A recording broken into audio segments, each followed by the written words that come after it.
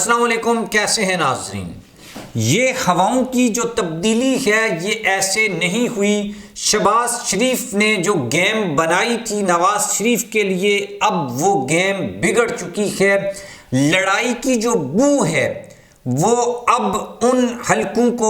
محسوس ہونا شروع ہو چکی ہے جس کے لیے نواز شریف پاکستان میں آئے ہیں۔ نہ صرف انہوں نے ان کے ساتھ بلکہ اپنے بھتیجے کے خلاف بھی اور اپنے بھائی کے خلاف بھی جو کام کیا ہے، اور شہباز شریف صاحب جو مفاہمت کی سیاست کے اوپر گہرا یقین رکھتے ہیں، وہ خود بڑے حیران ہو گئے جب ٹکٹوں کی تقسیم ہوئی، کس کو نظر انداز کیا گیا اور کس کو سامنے لا کر کھڑا کیا گیا۔ یہ اس وقت کا سب سے بڑا $1,000,000 کوسچن ہے۔ عمران خان کے لیے جو ٹھنڈی ہوائیں چلنا شروع ہوئی ہیں، بیرسٹر گوہر خان، لطیف خان کھوسہ کی پوری پریس کانفرنس کو لائیو کوریج ملی ہے، اور یہ تقریباً کوئی 1 سال کے بعد ہو رہا ہے کہ پاکستان تحریک انصاف کے لوگوں کو اسکرین ٹائم ملا ہے۔ عدالتوں سے پاکستان تحریک انصاف کے لیے ریلیف، اور اب 10 جنوری سے پہلے عمران خان کی جیل سے باہر آنے کی خبریں۔ یہ ایک ایک چیز کو جب ہم کڑی کے ساتھ کڑی کو ملاتے ہیں، چیزوں کو انٹر لنک کرتے ہیں، تو ہمارے سامنے کچھ حقائق سامنے آتے ہیں، وہ ہم آپ کے سامنے رکھیں گے۔ آپ چینل کو سبسکرائب کر لیں، بیل آئیکن کو پریس کر لیں۔ جو لوگ ہمیں فیس بک کے اوپر دیکھتے ہیں وہ ویڈیو کو شیئر ضرور کیا کریں، اس سے ہماری سپورٹ ہوتی ہے۔ اچھا، سب سے پہلے ہم اس بات کے اوپر آتے ہیں کہ یہ جو نواز شریف صاحب اپنا لاؤ لشکر تیار کر رہے ہیں، جس کے رستے میں حمزہ شہباز نے اور شہباز شریف نے رکاوٹ بننے کی کوشش کی، تو پھر ان کے ساتھ کیا سلوک ہوا، یہ اس وقت میڈیا میں ڈسکس ہو رہا ہے۔ اور جو دڑے بندی ہے، یہ تو آپ کو پتا ہے کہ نون لیگ میں 2 گروپس ہیں، شہباز گروپ، نواز گروپ۔ نواز گروپ ٹکراؤ پالیسی والا گروپ، شہباز گروپ جسے ہم ویسے مہذب لفظ استعمال کریں تو آپ یہ کہہ سکتے ہیں کہ مفاہمت والا، مصالحت والا، لیکن اگر دوسرا آپ کریں تو وہ پھر تھوڑا سا غیر پارلیمانی ہو جاتا ہے کہ بوٹ پالشیا گروپ۔ ٹھیک ہے، تو یہ جو دونوں گروپس ہیں،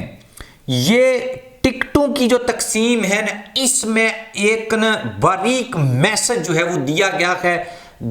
جن کو دیا گیا ہے انہوں نے پہلے ہی اس کو محسوس کر لیا ہے۔ ہوا کیا ہے، میں آپ کے سامنے پہلے ٹکٹوں کی تقسیم کا نواز شریف کا وہ فارمولہ آپ کے سامنے رکھتا ہوں، جس کی بو شہباز شریف اور حمزہ شہباز کو آ چکی ہے۔ اس لیے وہ پارٹی کے اجلاس میں اپنے تایا سے حمزہ اور اپنے بڑے بھائی سے شہباز شریف صاحب نے اختلاف کیا ہے۔ مخصوص نشستوں کی جو ترجیح فہرست ہے، اچھا کسی بھی پولیٹیکل پارٹی کا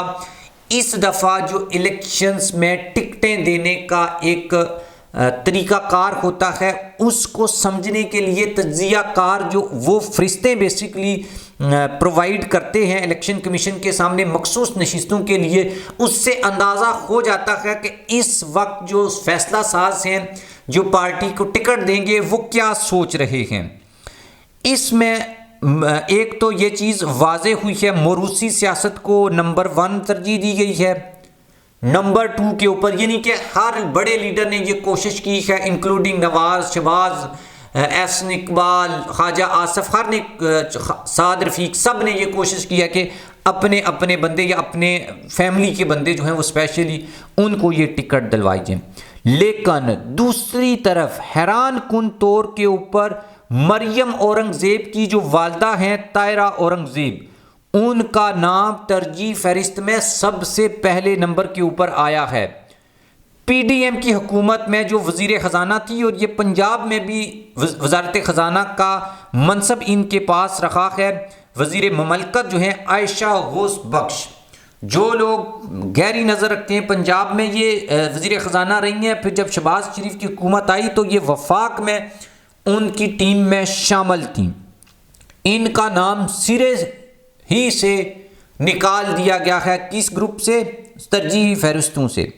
اچھا، اس کے بعد اچھا یہ شہباز شریف کی ٹیم کی بڑی اہم رکن سمجھی جاتی ہیں۔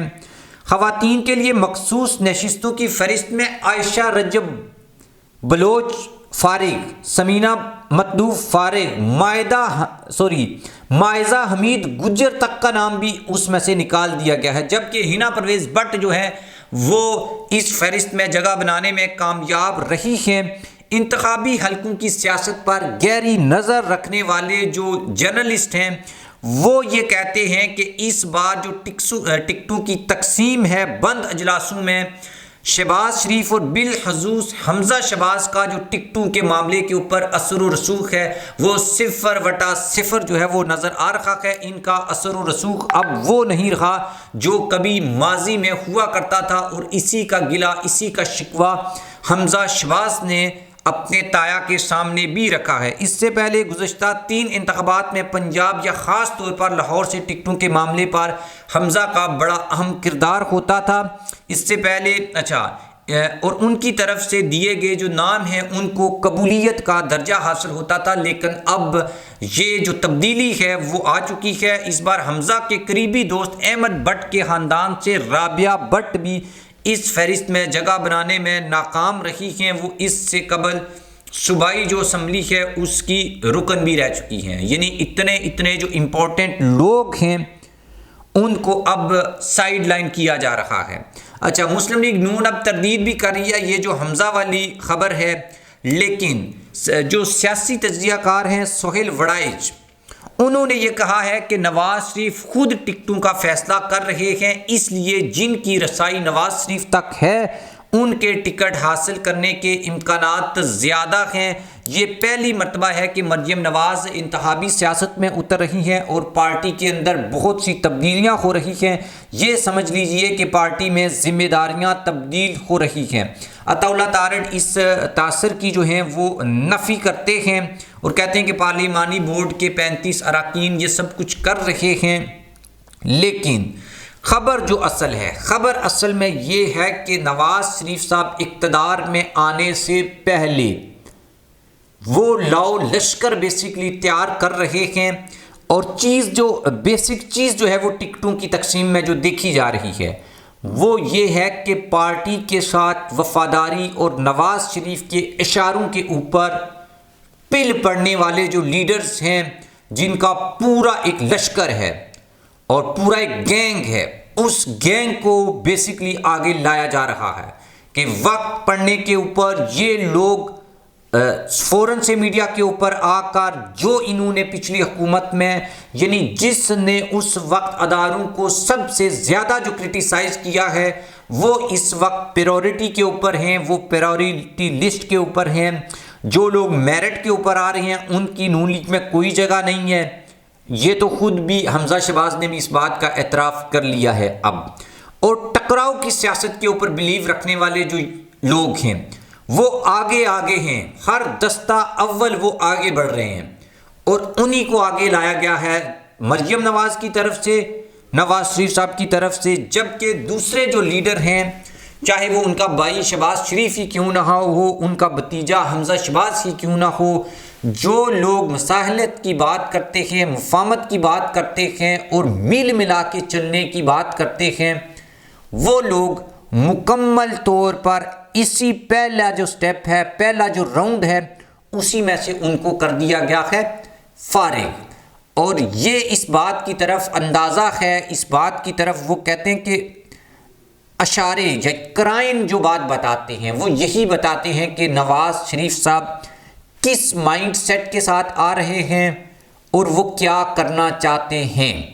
اور وہ نواز شریف جو پہلے انہوں نے مفاہمت کا، مل کر چلنے کا پیغام دیا تھا لاہور کے مینار پاکستان جلسے میں، پھر بیچ میں ان کو جنرل فیض حمید اور جنرل باجوہ سے انتقام لینے کی باتیں، پھر کبھی کہتے تھے حساب لیں گے، کبھی کہتے تھے نہیں پوچھ تو سکتے ہیں، وہ چیزیں جو ہیں وہ باتوں کی حد تک تو ٹھیک ہیں، لیکن پریکٹیکلی جو چیزیں ہیں وہ یہ سامنے آئی ہیں۔ اور بعض لوگوں کا یہ خیال ہے، میرا بھی غالباً یہی، یعنی کہ اگر آپ چیزوں کو ایک دوسرے کے ساتھ انٹر لنک کر کے دیکھیں تو یہ بات سمجھ میں آتی ہے کہ جو ہواؤں کا رخ تبدیل ہوا ہے اور پاکستان تحریک انصاف کے اوپر اچانک جو ہے وہ مہربانیاں، یعنی کہ آپ سوچ سکتے ہیں کہ یعنی کہ تحریک انصاف کے جو چیئرمین ہیں گوہر خان، لطیف خان کھوسا، اس کی پریس کانفرنس پورا میڈیا دکھا رہا ہے یار،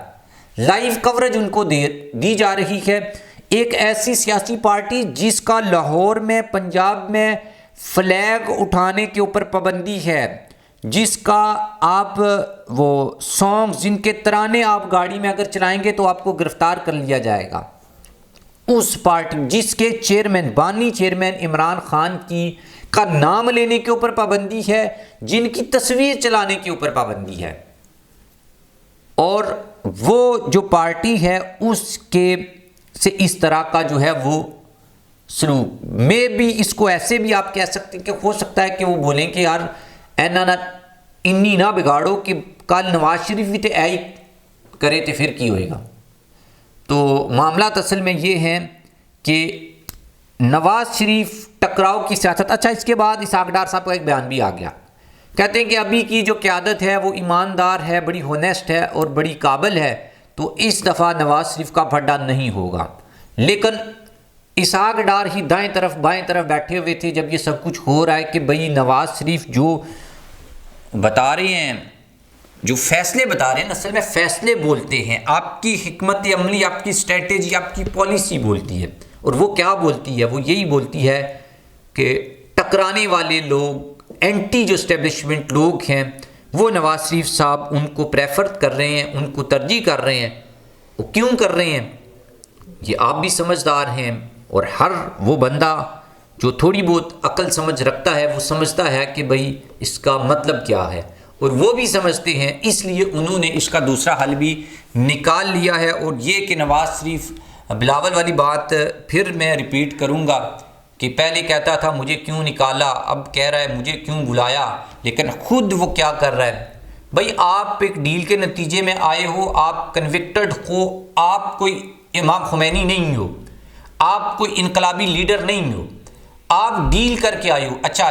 میں بھی اس کے خلاف ہوں، میں بھی اداروں کی سیاست میں مداخلت کے سخت خلاف ہوں، جمہوری روایات کے اوپر بلیو رکھتا ہوں، لیکن میں یہ بھی کہتا ہوں کہ جو بندہ اس طریقے سے ڈیل کر کے، جو کنوکٹڈ تھا، سب کچھ طے کر کے آیا ہے، اس کو یہ رائٹ نہیں ہے کہ جو اس کے لیے، جنہوں نے یہ سب کچھ کیا، ان کی احسان فرموشی کرے اور ان کے خلاف کوئی اس طرح کی بات کرے، یا تو کھل کے بات کرے کہ بھائی میں ہوں۔ یہ کام نہ کرے جو وہ کر رہے ہیں۔